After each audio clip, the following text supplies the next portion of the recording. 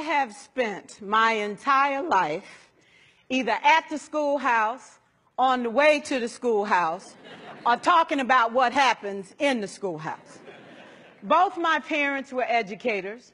My maternal grandparents were educators. And for the past 40 years, I've done the same thing. And so needless to say, over those years, I've had a chance to look at education reform from a lot of perspectives. Some of those reforms have been good, some of them have been not so good. And we know why kids drop out. We know why kids don't learn. It's either poverty, low attendance, negative peer influences. We know why. But one of the things that we never discuss, or we rarely discuss, is the value and importance of human connection. Relationships. James Comer says that no significant learning can occur without a significant relationship. George Washington Carver says all learning is understanding relationships. Everyone in this room has been affected by a teacher or an adult. For years, I have watched people teach. I have looked at the best and I've looked at some of the worst. A colleague said to me one time, they don't pay me to like the kids.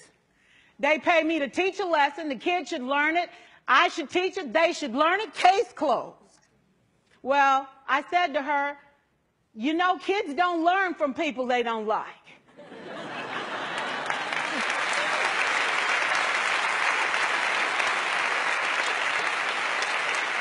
She said, that's just a bunch of hooey. And I said to her, well, your year is going to be long and arduous, dear. Needless to say, it was. Some people think that you can either have it in you to build a relationship or you don't. I think Stephen Covey had the right idea. He said you ought to just throw in a few simple things, like seeking first to understand as opposed to being understood. Simple things like apologizing. You ever thought about that? Tell a kid you're sorry, they're in shock. I taught a lesson once on ratios. I'm not real good with math, but I was working on it. And I got back and looked at that teacher edition. I taught the whole lesson wrong. So I came back to class the next day and I said, look, guys, I need to apologize. I taught the whole lesson wrong. I'm so sorry. I said, that's okay, Miss Pearson. You were so excited. We just let you go.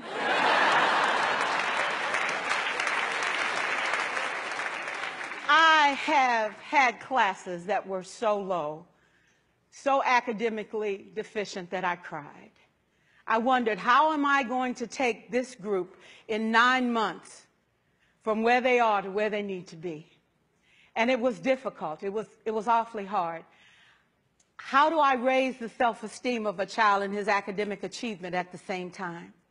One year I came up with a bright idea. I told all my students, you were chosen to be in my class. Because I am the best teacher and you are the best students, they put us all together so we could show everybody else how to do it. One of the students said, really? I said, really? We have to show the other classes how to do it. So when we walk down the hall, people will notice us. So you can't make noise, you just have to strut. And I gave him a saying to say, I am somebody. I was somebody when I came. I'll be a better somebody when I leave. I am powerful and I am strong. I deserve the education that I get here. I have things to do, people to impress, and places to go. And they said, yeah. You say it long enough, it starts to be a part of you. And so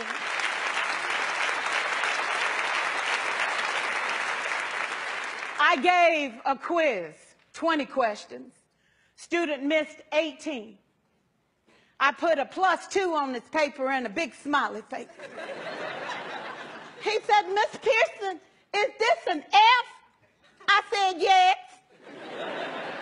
He said, then why'd you put a smiley face? I said, because you on the roll.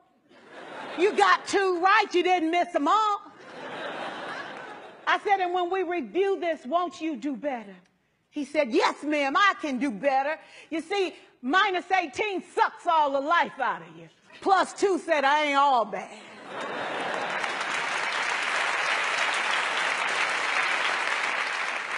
4 years, I watched my mother take the time at recess to review, go on home visits in the afternoon, buy combs and brushes and peanut butter and crackers to put in her desk drawer for kids that needed to eat, and a washcloth and some soap for the kids who didn't smell so good. See, it's hard to teach kids who stink.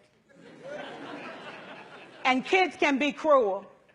And so she kept those things in her desk, and years later, after she retired, I watched some of those same kids come through and say to her, you know, Miss Walker, you made a difference in my life.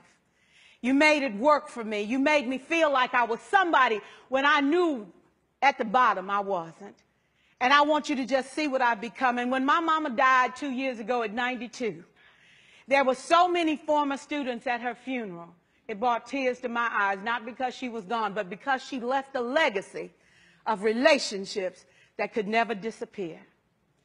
Can we stand to have more relationships? Absolutely. Will you like all your children? Of course not. And you know your toughest kids are never absent.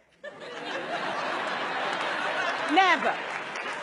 You won't like them all, and the tough ones show up for a reason. It's the connection. It's the relationships. And while you won't like them all, the key is they can never, ever know it. So teachers become great actors and great actresses, and we come to work when we don't feel like it, and we listen to policy that doesn't make sense, and we teach anyway.